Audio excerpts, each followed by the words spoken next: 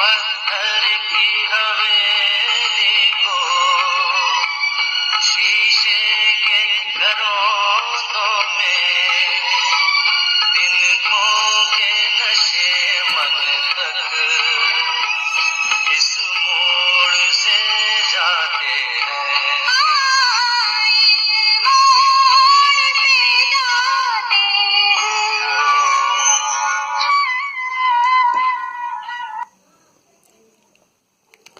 ಬಾಲ್ಯವು ಸಾಮಾನ್ಯವಾಗಿ ಸಾಮಾಜಿಕವಾಗಿ ಗಣನೆಗೆ ಬರುವುದಿಲ್ಲ. ಅದೊಂದು ಆಂತರಿಕ ಯುದ್ಧ ತಯಾರಿಕೆ. ವ್ಯಕ್ತಿತ್ವ ನಿರ್ಮಾಣದ ಬುನಾದಿ ಬಹಳಷ್ಟು ಕೊರತೆಗಳು ಮಾನಸಿಕವಾಗಿ ಸಪ್ಪಳವಿಲ್ಲದೆ ಜರುಗುತ್ತಿರುತ್ತವೆ. ಅತಿ ಸಣ್ಣ ಮಾತು ಕೂಡ ನೋವಿನ ಗೆರೆ ಮೂಡಿಸಬಹುದು. ಮನಸ್ಸು ಸೂಕ್ಷ್ಮ ಸಂವೇದಿಯಲ್ವೇ? ಇಲ್ಲೊಂದು ಸರಳ ಮಾತು ಉಂಟು ಮಾಡುವ ನೋವಿನ ಪರಿ ನೋಡಿ. ಆ ದಿನ ರಾತ್ರಿ ವಾಹನ ನಿಲ್ದಾಣದಲ್ಲಿ ವಿಪರೀತ ರಶ್ಶು. ಬೇಗ ಹೊರಗೆ ಹೋಗುವ ಆತುರ. ಎಲ್ಲರಿಗೂ ಹಣ ನೀಡಿ ಮುಂದೆ ನಡೆಯುವ ಧಾವಂತ. ಹಣ ಸಂಗ್ರಹಿಸುವ ವ್ಯಕ್ತಿ ಕೈ ಚಾಚಿದಾಗ ಒಬ್ಬ ನನ್ನ ಮುಂದೆ ಇರುವಾಗಲೇ ಚಾಚಿದ ಕೈಯಲ್ಲಿ ಆತುರವಾಗಿ ಹಣ ನೀಡಿದೆ. ಮುಂದಿನ ವ್ಯಕ್ತಿ ಚಿಲ್ಲರೆ ಪಡೆದು ನಡೆದಾಗ ನನ್ನ ಸರದಿ ಬಂತು.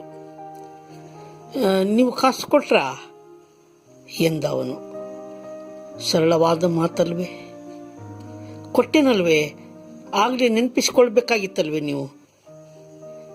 ಗೊಣಗುತ್ತಾ ಹೊರಗೆ ಬಂದೆ. ಆದರೆ ಮನಸ್ಸಿಗೆ ತುಂಬ ಬೇಸರವಾಯಿತು.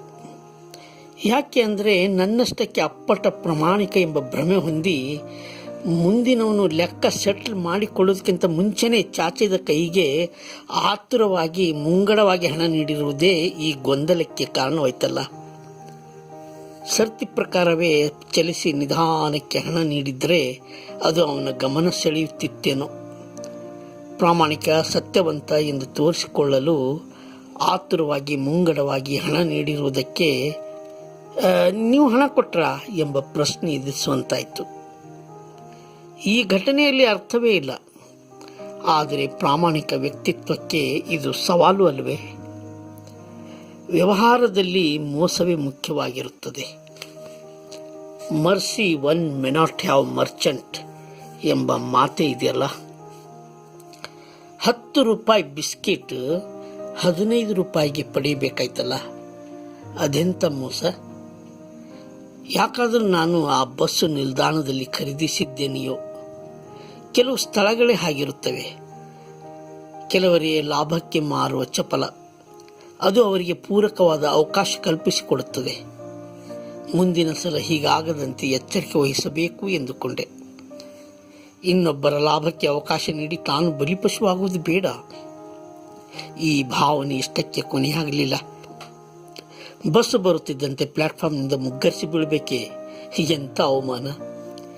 ಇದೇನು ದೃಷ್ಟಿದೋಷವೇ? ಅಲ್ಲವೇ ಅಲ್ಲ. ಹುಷಾರಾಗಿ ಹೆಜ್ಜೆ ಹಾಕಬೇಕಾಗಿತ್ತಷ್ಟೇ. ವಾಸ್ತವವಾಗಿ ಮನಸ್ಸು ವರ್ತಮಾನಕ್ಕೆ ಅಂಟಿಕೊಂಡಿರುವುದೇ ಇಲ್ಲ. ಸದಾ ಭೂತಕಾಲದಲ್ಲಿ ಇಲ್ಲವೇ ಭವಿಷ್ಯದಲ್ಲಿ ಸ್ಥಿರಗೊಂಡಿರುತ್ತದೆ. Write for yourself and yourself alone. Don't try to please anyone else and don't be afraid of anyone ಎಂದ ಸ್ಯಾಲಿ ಮಾತು ಸ್ಫೂರ್ತಿದಾಯಕವಾಗಿಲ್ವೇ? ಅವಮಾನದ ಬಗ್ಗೆ ಯೋಚಿಸಿದ ಘಟನೆಗಳು ಒಂದರ ಹಿಂದೆ ಒಂದು ತೇಲಿ ಬರುತ್ತವೆ. ನಿರ್ಭಯ ಅತ್ಯಾಚಾರಿಗಳಿಗೆ ನೇಣು ಹಾಕುವವನಿಗೆ 1,00,000 ರೂಪಾಯಿ ಬಹುಮಾನ ನೀಡುವುದಾಗಿ ಕನ್ನಡದ ಚಿತ್ರನಟನೊಬ್ಬ ಟ್ವಿಟರ್ನಲ್ಲಿ ಘೋಷಿಸಿದ್ದ. ಅದಕ್ಕೆ ಪ್ರತಿಕ್ರಿಯಿಸಿ ನಾನು, ನೇಣು ಹಾಕುವ ವ್ಯಕ್ತಿ ಸರ್ಕಾರಿ ನೌಕರ, ಅವನಿಗೆ ಸಂಬಳ ನೀಡುತ್ತಾರೆ.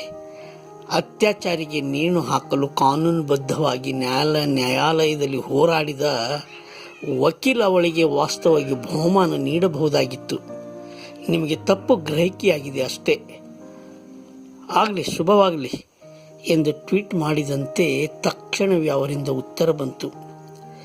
ಆ ಕೆಲಸವನ್ನು ನೀವೇ ಮಾಡಿ ತೋರಿಸಿ, ಶುಭಮಸ್ತು ಎಂಥ ಅಹಂಕಾರದ ಮಾತಲ್ವೇ. ತಾನು 1,00,000 ವಕೀಲಳಿಗೆ ನೀಡೋ ಬಗ್ಗೆ ತಿಳಿಸುತ್ತಾನಲ್ಲ, ಹಣದ ಮದುವು ಮಾತನಾಡಿಸುತ್ತಿರುವುದು ಸ್ಪಷ್ಟವಾಗಿಲ್ವೇ. ತಾನು ಹಣವಂತ ಎನ್ನುವುದನ್ನು ತೋರಿಸಿ ಬೀಗುತ್ತಿರುವ ವ್ಯಕ್ತಿ ಪ್ರಚಾರ ಮುಖ್ಯವಾಗಿರುವ ಅಂಶ ಗಮನಾರ್ಹವಾಗಿಲ್ವೇ. ಹಣವಿಲ್ಲದ ತನ್ನಂಥ ಬಡವನ ನಿಸ್ಸಹಾಯಕತೆಗೆ ಲೇವಡಿ ಮಾಡುತ್ತಿರುವ ಸೂಕ್ಷ್ಮ ಅವಮಾನವು ನನ್ನ ಮನಸ್ಸನ್ನು ಕೊರೆಯಿತು. ತನ್ನದು ಅಧಿಕ ಪ್ರಸಂಗವಾಯ್ತೇನೋ, ಪ್ರತಿಕ್ರಿಯಿಸಲೇಬಾರದಾಗಿತ್ತು. Write what disturbs you, what you fear, what you have not been willing to speak about. Goldberg. ಈ ಕ್ಷಣದಲ್ಲಿ ಇನ್ನೊಂದು ನೆನಪು ಒತ್ತರಿಸಿ ಬರುತ್ತಿದೆ. ಆಗಿನ್ನೂ ನನಗೆ 7 ವರ್ಷವಿರಬೇಕು. ಪಕ್ಕದ ಊರಿಗೆ ಒಬ್ಬರ ಮನೆಗೆ ಹೋಗಿದ್ದೆ. ಅವರು ದಿನ್ನೆಯ ಮೇಲಿನ ದೇವಸ್ಥಾನ ತೋರಿಸಲು ಕರೆದುಕೊಂಡು ಹೋಗ್ತಿದ್ರು. ನನ್ನ ಹಿಂದೆ ನನ್ನಷ್ಟು ವಯಸ್ಸಿನ ಹುಡುಗನೊಬ್ಬ ಹಿಂಬಾಲಿಸುತ್ತಿದ್ದ. ನನ್ನನ್ನು ವಿಚಿತ್ರವಾಗಿ ನೋಡುತ್ತಾ ಕೀಟಳೆ ಮಾಡುವವನಂತೆ ನನ್ನ ಹಿಂದೆ ಬರುತ್ತಿದ್ದ. ಅವನ ಸುತ್ತುವರಿಕೆಗೆ ಬೇಸರಿಸುತ್ತಾ ಮುಂದೆ ಹೆಜ್ಜೆ ಹಾಕಿ ಅವನಿಂದ ತಪ್ಪಿಸಿಕೊಳ್ಳಲು ಯತ್ನಿಸುತ್ತಿದ್ದೆ. ಒಳಗೊಳಗೆ ಹಿಂಜರಿಕೆ, ಭಯವಿತ್ತು. ಅಪರಿಚಿತ ಹುಡುಗ ತಾನು ವಿಶೇಷ ಎನ್ನುವಂತೆ ನನ್ನನ್ನು ಛೇಡಿಸಲು ಯತ್ನಿಸಿದ. ನನಗೆ ಕೋಪ ಬಂತು. ದೊಡ್ಡವರು ಚೂರು ಮುಂದೆ ನಡೆದಿದ್ದರೂ ನಾನು ಹಿಂದೆ ಸರಿದು ಆ ಹುಡುಗನ ಬಲಗೈ ಹಿಡಿದು ತಿರುಚಿದೆ. ಸ್ವಲ್ಪ ಶಕ್ತಿ ಪ್ರಯೋಗಕ್ಕೆ ಹುಡುಗ ಯಥಾಸ್ಥಿತಿಯಲ್ಲಿ ಉದ್ದಕ್ಕೆ ಅಂಗಾತ ಮರಳಿನ ಮೇಲೆ ಬಿದ್ದು ಬಿಟ್ಟ. ತಕ್ಷಣವೇ ನಾನು ಅಲ್ಲಿಂದ ಮುಂದೆ ಸರಿದು ದೊಡ್ಡವರ ಹತ್ತಿರ ಬಂದು ಅವರೊಂದಿಗೆ ನಡೆಯತೊಡಗಿದೆ. ಕ್ಷಣಾರ್ಧದಲ್ಲಿ ನಡೆದ ಈ ಕ್ರಿಯೆ ನನಗೆ ಅಚ್ಚರಿ ಮೂಡಿಸಿತು. ಕುಸ್ತಿಪಟ್ಟುಗಳನ್ನು ತಿಳಿದವರು ಕೂಡ ಈ ರೀತಿ ನೆಲಕ್ಕೆ ಕೆಡುತ್ತಿರಲಿಲ್ವೇನೋ. ಆಕಸ್ಮಿಕವಾಗಿ ನಡೆದ ಘಟನೆ ನನ್ನಲ್ಲಿ ಧೈರ್ಯ ತುಂಬಿತು. ಹುಡುಗ ಎದ್ದು ಓಡಿ ಹೋಗಿರಬೇಕು. ಆ ಕ್ಷಣದ ನೆನಪು ಮಾತ್ರ ಇನ್ನೂ ಹಸಿರಾಗಿ ಉಳಿಯಲು ಕಾರಣವೇನೋ. Don't let the noise of others' opinions drown out your own inner voice. Have the courage to follow your heart and intuition. Steve Jobs. ಬಹಳಷ್ಟು ವಿಷಯಗಳನ್ನು ಮನಬಿಚ್ಚಿ ಹೇಳಿಬಿಡುತ್ತೇವಲ್ಲ. ಕಾಣಿಕೆ ಹಣದ ಬಗ್ಗೆ ಸ್ನೇಹಿತರಲ್ಲಿ ಹೇಳಿದಂತೆ ಎಲ್ಲರ ಆಸೆಗಳು ಚಿಗುರಿಬಿಟ್ಟವು. ಸಿಹಿ ಬೇಡಿಕೆ ಮುಂದಿರಿಸಿ ಹಣ ಪೋಲಾಗುವಂತೆ ಮಾಡಿದ್ದರು. ಹಣದ ಕೊರತೆಯ ಸಮಯದಲ್ಲಿ ಇದೇನಾಯಿತು? ಮನಸ್ಸು ಮೊದಲೇ ನಿಯಂತ್ರಿಸಿದ್ದರೆ? ಮನಸ್ಸಿನಿಂದಲೇ ಮನುಷ್ಯ ಅಲ್ವೇ? ರಾಗ ದ್ವೇಷ ಅಂದರೆ ಅರಿಷಡ್ವರ್ಗಗಳ ದಾಸ್ತಾನು ಈ ಮನಸ್ಸು. ಇನ್ನೊಬ್ಬರ ಏಳಿಗೆಯನ್ನು ಸಹಿಸದ ಮನುಷ್ಯ ಕೊರಗುವ ಸ್ವಭಾವ ಹೊಂದಿರುತ್ತಾನೆ. ಸಂಸ್ಕಾರ ಹೊಂದಿದವರು ಮಾತ್ರ ಇನ್ನೊಬ್ಬರ ಖುಷಿಯನ್ನು ಸ್ವಾಗತಿಸಿಯಾರು. ಕಾಣಿಕೆ ಹಣದ ಬಗ್ಗೆ ನಾನು ಅವರಿಗೆ ತಿಳಿಸುವ ಅಗತ್ಯವಿರಲಿಲ್ಲ. ಆದರೆ ಮನಸ್ಸಿನ ಖುಷಿಯನ್ನು ಹಂಚಿಕೊಳ್ಳಲು ಮುಂದಾದೆನಲ್ಲ. ಅಂದರೆ ಅಡ್ಡ ಪರಿಣಾಮದ ಬಗ್ಗೆ ಕಲ್ಪನೆ ಇರಬೇಕಾಗಿತ್ತು. ಇನ್ನು ಮುಂದೆ ಆರ್ಥಿಕ ವಿಷಯವನ್ನು ಯಾರ ಕಿವಿಗೂ ಹಾಕಬಾರದು ಎಂದುಕೊಂಡೆ. ಗುಟ್ಟು ರಟ್ಟು ಮಾಡಿ ಬೇಸರ ಪಡುವಂತಾಯ್ತಲ್ಲ. ಗೌಪ್ಯತೆ ಕಾಪಾಡಿಕೊಳ್ಳಬೇಕು, ಮನಸ್ಸಿನ ಖುಷಿಯನ್ನು ನಿಯಂತ್ರಿಸಬೇಕು ಎಂಬ ತಿಳುವಳಿಕೆ ಬಂತು. ಬಸವಣ್ಣನವರ ಒಂದು ವಚನವಿದೆ.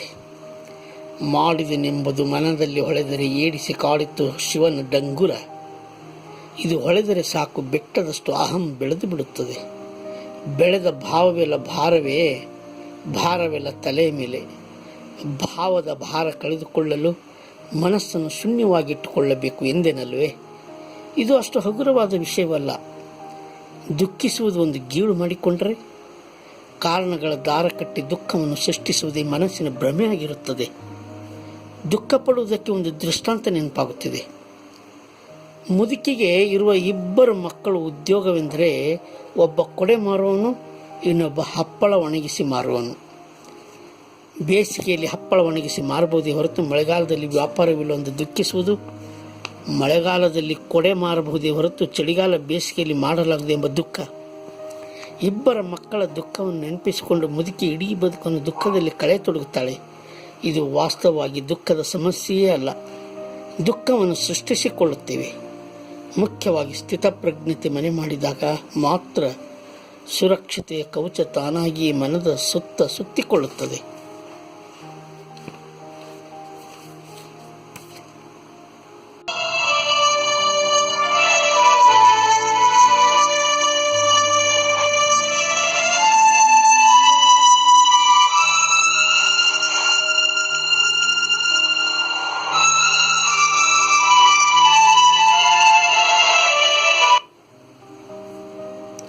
ವಸ್ತುಗಳ ಬಗ್ಗೆ ಒಂದು ಮಾತು ಹೇಳಬೇಕಾಗಿತ್ತು. ಯಾರಿಗೋ ಸಂಬಂಧಿಸಿದ ವಸ್ತುಗಳನ್ನು ಲಾರಿಯಲ್ಲಿ ಸಾಗಿಸಿ ಮನೆ ತುಂಬಿಸಿಕೊಳ್ಳುವುದು ಅಂದ್ರೇನು? ನೋಡಿಕೊಳ್ಳದ ದಿಕ್ಕಿಲ್ಲದೆ ಬಿದ್ದ ವಸ್ತುಗಳನ್ನು ಸಾಗಿಸಿರುವುದು ತಪ್ಪಲ್ಲ ಎನ್ನುವಿರೇನು? ಸಂಬಂಧಿಸಿದವರು ಹೊಣೆಗೇಡಿಗಳಾದಾಗ ಮಾನವೀಯತೆಯಲ್ಲಿ ಕರ್ತವ್ಯ ನಿರ್ವಹಿಸುವುದರ ಉದ್ದೇಶವೇ? ದುರಾಸೆಯಲ್ಲಿ ವ್ಯಾಮೋಹಗೊಂಡ ವಸ್ತುಗಳನ್ನು ಸಾಗಿಸಿದರೆ ಮಹಾಪರಾಧವಾದೀತು. ನಿಸ್ವಾರ್ಥ ಭಾವದಲ್ಲಿ ನಿರ್ಮೋಹಿಯಾಗಿ ಕೇವಲ ಕರ್ತವ್ಯ ದೃಷ್ಟಿಯಾಗಿದ್ದರೆ ಸ್ವಾಗತಾರ್ಹವಾಗಿರುತ್ತಿತ್ತಲ್ವೇ? ವೈಯಕ್ತಿಕವಾಗಿ ವಸ್ತುಗಳನ್ನು ಉಪಯೋಗಿಸಿದ್ದರೆ ಮನಸ್ಸಿನೊಳಗೂ ಸೇರಿಕೊಂಡಂತೆಯೇ. ಕರ್ಮವು ವ್ಯಕ್ತಿಗತವೇ, ಆದರೆ ವಿಧಿಯ ಮುಂದೆ ಯಾವ ಸ್ವಾಭಿಮಾನವೂ ಸ್ಥಿರವಲ್ಲ. ದ್ವೇಷ, ಹಠ ಎಲ್ಲವೂ ಅರ್ಥಹೀನ.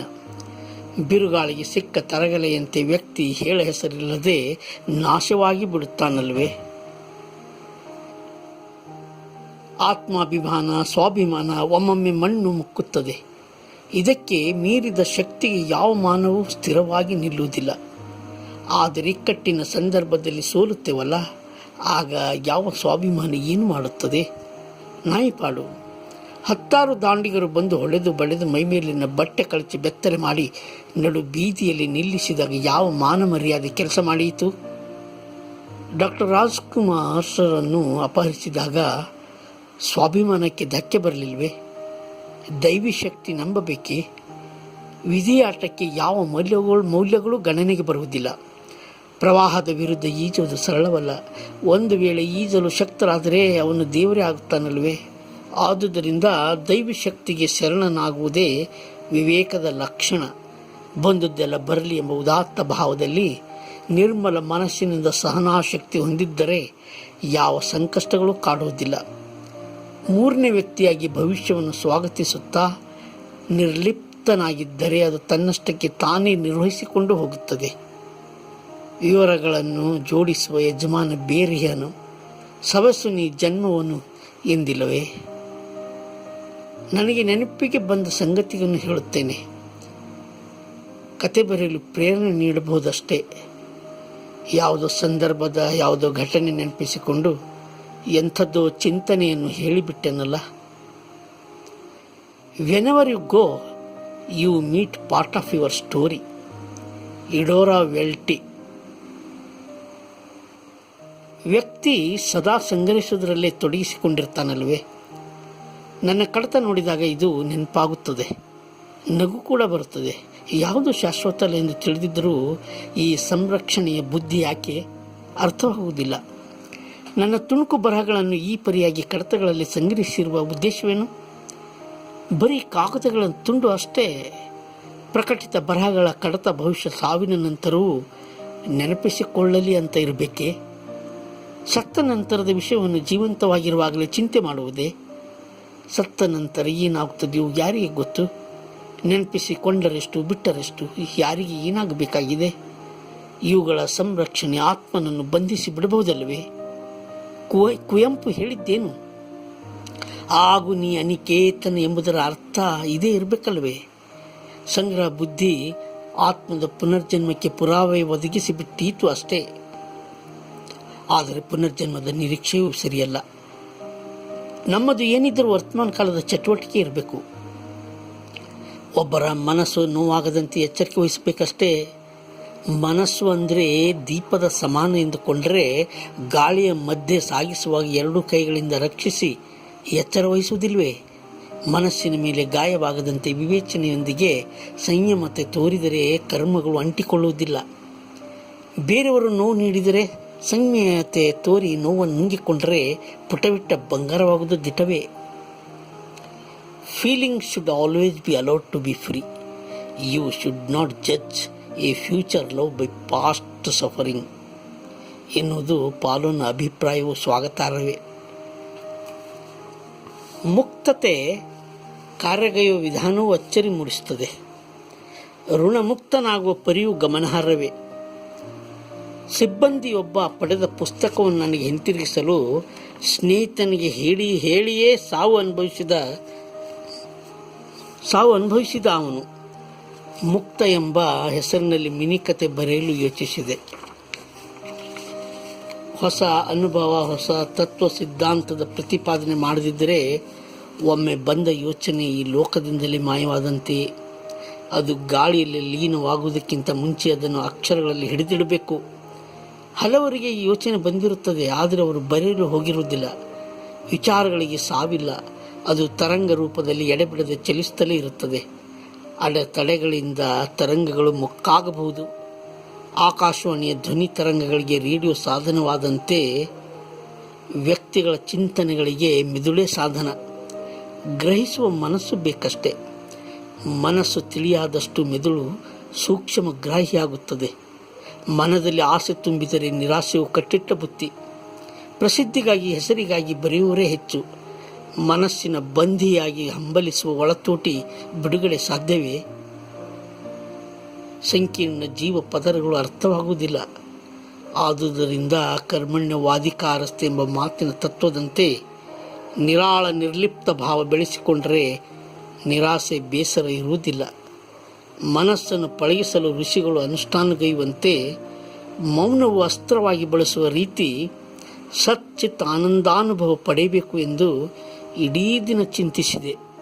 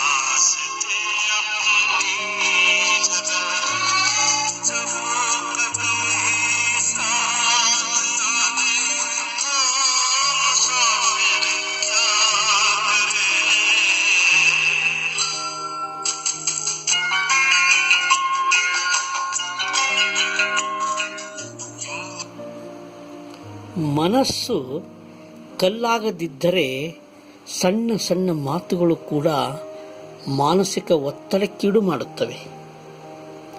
ಪ್ರತಿದಿನದ ಹಲವರ ಮಾತುಗಳು ಸೂಕ್ಷ್ಮ ಮನಸ್ಸಿಗೆ ಅಂಟಿಕೊಂಡರೆ ಕೋಲಾಹಲವೇ ಎದ್ದು ಬಿಡುತ್ತದೆ.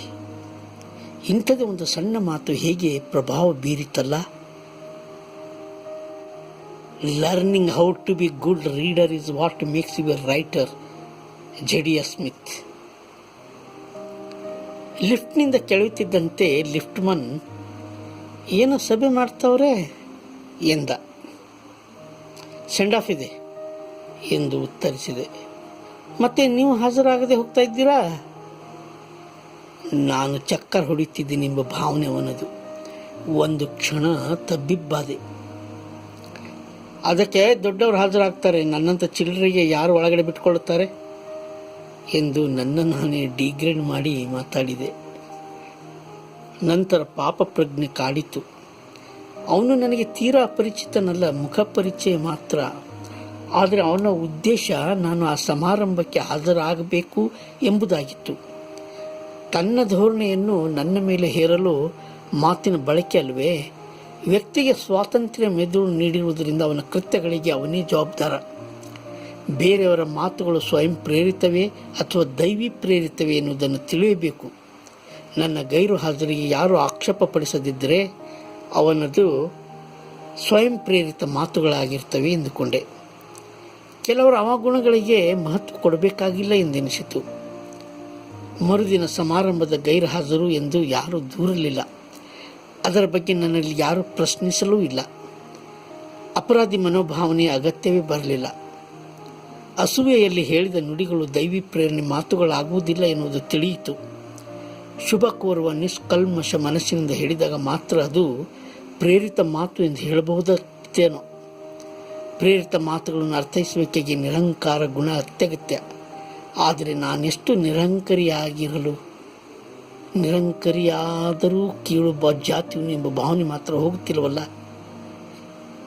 For life it is very very bad to be sensitive, but for a writer it is very good. ಕಾರ್ವೋ ಕಾಸಕುವ ಗಾರ್ಡ್. ಆ ದಿನ ಕಚೇರಿ ರವಾನೆ ವಿಭಾಗದವರಿಗೆ ಪತ್ರ ನೀಡಿ ಇದು ಅರ್ಜೆಂಟ್ ಕಳಿಸಿ ಎಂದು ಹೇಳಿ ಹಿಂತಿರುವಾಗ ಅವರು ಹೇಳಿದ ಮಾತು ಎಂಥದ್ದು. ನನ್ನ ಜಾತಿಯ ಪ್ರಜ್ಞೆಯಲ್ಲಿ ನನ್ನನ್ನು ಕೀಳಾಗಿ ಕಾಣುವಂತಾಯ್ತೆ. ಅವರು ಹೇಳಿದ್ದೇನು ಅಂದರೆ, ಆ ಜವಾನನಿಗೆ ಇಲ್ಲಿ ಬರ್ಲಿಕ್ಕೆ ಹೋಗಿ ಹೇಳ್ರಿ ಎನ್ನುವುದೇ. ನಾನು ಮಾಡೋ ಕೆಲಸ ಬಿಟ್ಟು ಆ ಜವಾನಿಗೆ ಕೂಗಿ ಇವರ ಹತ್ತಿರ ಬರಲು ಹೇಳಬೇಕಾಗಿತ್ತು. ನನಗೆ ಆದೇಶ ನೀಡು ಅವರ ಮಾತಿನ ಧಾಟಿ, ಅವರಿಗೆ ಬಂದ ಧೈರ್ಯವು ನನ್ನ ಜಾತಿಯ ಕಾರಣದಿಂದಲೇ ಇರಬೇಕಲ್ವೇ. ಬಹುಶಃ ನಾನು ಇಲಾಖೆಯ ಪತ್ರವನ್ನು ಅವರಿಗೆ ಅರ್ಜೆಂಟ್ ಕಳಿಸಲು ಹೇಳಿರುವುದೇ ಅವರ ಅಹಂಗೆ ಧಕ್ಕೆ ತಂದಿದೆ ಎನಿಸುತ್ತದೆ. ನಾನು ದೀನನಾಗಿ ಕೋರಿಕೆ ಸಲ್ಲಿಸಬೇಕಾಗಿತ್ತೇನು. ಆಗ ನನ್ನ ತಂಟೆಗೆ ಬರದೆ ತಮ್ಮಷ್ಟಿಗೆ ತಾವಿರುತ್ತಿದ್ದರು. ನ್ಯೂಟನ್ ನಿಯಮದಂತೆ ಕ್ರಿಯೆಗೆ ಪ್ರತಿಕ್ರಿಯೆ ಸಹಜ ತಾನೇ. ನಾನು ಮೌನವಾಗಿ ಪತ್ರ ಅವರ ಮೇಜಿಗೆ ರವಾನಿಸಬೇಕಿತ್ತು. ಶಕ್ತಿ ಪ್ರಯೋಗದ ಕೆಟ್ಟ ಪರಿಣಾಮಗಳು, ಮಾನಸ ಸರೋವರದ ತರಂಗದಲೆಗಳು ಬಗ್ಗೆ ವೈಪರೀತ್ಯಗಳು, ಇನ್ನೊಬ್ಬರ ಮನಸ್ಸಿನಲ್ಲಿ ಹಾವು ಮಲಗಿದೆ ಎಂದುಕೊಳ್ಳಬೇಕು.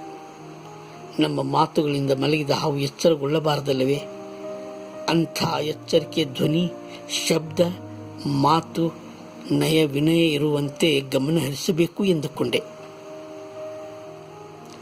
Better to write for yourself and have no public than to write for the public and have no self. Cyril Connolly. ಮಧ್ಯಾಹ್ನ ಕಚೇರಿಯಲ್ಲಿ ನನ್ನ ವೈಯಕ್ತಿಕ ವಿಷಯದಲ್ಲಿ ಮಾತೊಂದು ತೇಲಿ ಬಂತು. ಪದ್ಯ ಬರೆಯಲು ನನ್ನಿಂದ ಸಾಧ್ಯವಿಲ್ಲವೆಂದು ಮತ್ತು ನಾನು ಶ್ರೀಮತಿಯವರ ಹೆಸರಿನಲ್ಲಿ ಬರೆಯುತ್ತೇನೆ ಎಂಬ ಗುಸುಗುಸು ಅವರ ಅನುಮಾನಕ್ಕೆ ಹಾರಿಕೆ ಮಾತಿನಲ್ಲಿ ಮೊಟಕುಗೊಳಿಸಿದೆ. ಇದು ದೀರ್ಘವಾಗಿದ್ದರೆ ನಿಜಕ್ಕೂ ಮನಸ್ಸಿಗೆ ಬೇಸರವಾಗುವ ಸಂಭವವಿತ್ತು. ಹೇಗೋ ಬಚಾವಾದೆ. ಆದರೆ ಸಾಯಂಕಾಲ ಹಿಂತಿರುವಾಗ ಜೊತೆಗಿರುವವನೊಂದಿಗೆ ನಿಯಂತ್ರಣವಿಲ್ಲದ ಕೆಲವು ಮಾತುಗಳನ್ನಾಡಿದೆ. ಕಲ್ಲೂರಿನ ಘಟನೆ ಬಗ್ಗೆ ಚೂರು ಸಡಿಲವಾಗಿ ಮಾತಾಡಿದೆ. ಆದರೆ ಯಾಕೆ ಮಾತಾಡಿದೆ? ನಾನು ಮಾತನಾಡಲಾರದೇ ಬಾರದಾಗಿತ್ತು. ಕಚೇರಿಯ ಸಮೂಹದಲ್ಲಿ ಅಭಿಪ್ರಾಯ ವ್ಯಕ್ತಿಗತವಾಗಿ ಬಿತ್ತರಿಸುತ್ತಿರುವುದರಿಂದ ಮನಸ್ಸಿಗೆ ಆಘಾತವಾಗುವ ಇಲ್ಲವೇ ಭಯ ಆವರಿಸುವ ಹಿನ್ನೆಲೆಯಲ್ಲಿ ಎಚ್ಚರಿಕೆ ನೀಡುವುದಕ್ಕಾಗಿ ವಿಷಾದದ ಮಾತುಗಳನ್ನಾಡಿ ಸ್ತ್ರೀ ಸಮೂಹದಿಂದ ರಕ್ಷಣೆ ಪಡೆಯಲು ಮನಸ್ಸು ಹಾಕಿಕೊಂಡಿರುವ ಬೇಲಿಗೆ ಹಿಂದು ಮುಂದೆ ಯೋಚಿಸದೆ ನುಗ್ಗುವ ಶಬ್ದ ತರಂಗಗಳ ನಿಯಂತ್ರಣಕ್ಕಾಗಿ ಮನಸ್ಸಿನ ಪ್ರತಿಕ್ರಿಯೆ ಕಾಣುವಂತಾಗಿರಬೇಕು. ಇನ್ನು ಮುಂದೆ ಕಲ್ಲೂರಿನ ವಿಷಯದ ಬಗ್ಗೆ ಪ್ರಸ್ತಾಪಿಸಬಾರದು ಎಂದುಕೊಂಡೆ. ಗಾಢ ಮೌನ ತಾಳಿದಷ್ಟು ಪರಿಣಾಮ ಸ್ಪಷ್ಟ ಅಲ್ಲವೇ? ದೇವರ ನ್ಯಾಯ ಗೋಚರಕ್ಕೆ ತಾಳ್ಮೆ ಹೊಂದಿದರೆ ನೊಂದ ಮನಕ್ಕೆ ದೈವಿ ಕೃಪೆ ಸದಾ ಬೆಂಗಾವಲಾಗಿರುತ್ತದೆ ಎಂದುಕೊಂಡೆ. Fiction is the lie through which we tell the truth. Albert ಕಾಮಸ್.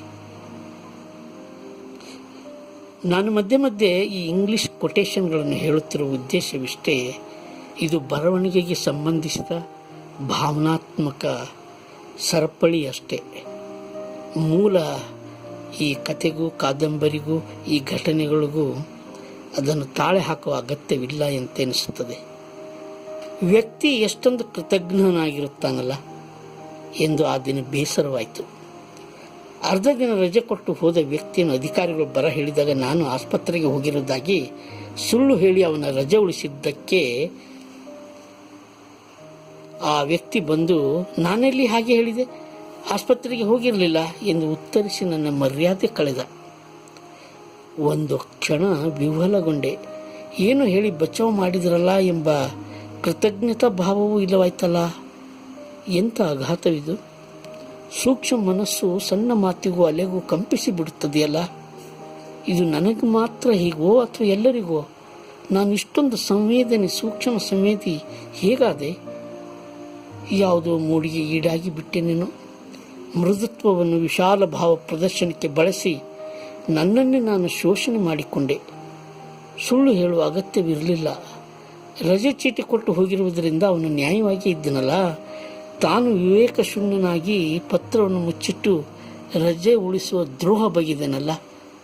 ಅವನಿಗೆ ಬಚಾವ್ ಮಾಡೋ ಪ್ರಶ್ನೆ ಯಾಕೆ ಬಂತು? ದುರ್ಬಲ ಮನಸ್ಸಿನ ಕೂಪ ಮಂಡುಕ್ತಿನ ಜಯಗಳಿಸಬಾರದು.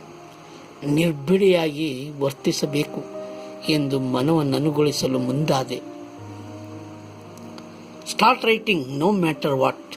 The matter does not flow until faucet is turned on. Matter means water. Louis L'Amour. ಮಧ್ಯಾಹ್ನ ಕಚೇರಿಯಲ್ಲಿ ಕಲ್ಲೂರಿನ ವ್ಯಕ್ತಿಯೊಬ್ಬನ ಮುಖ ಕಂಡೆ.